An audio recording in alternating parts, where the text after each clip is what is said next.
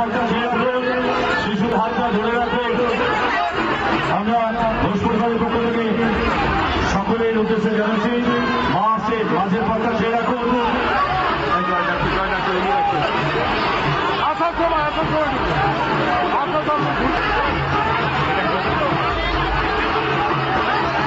মাঝের পথটা ছেড়ে রাখবেন প্লিজ।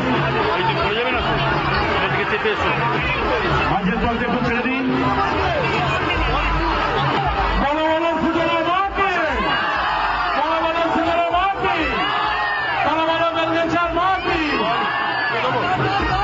কেন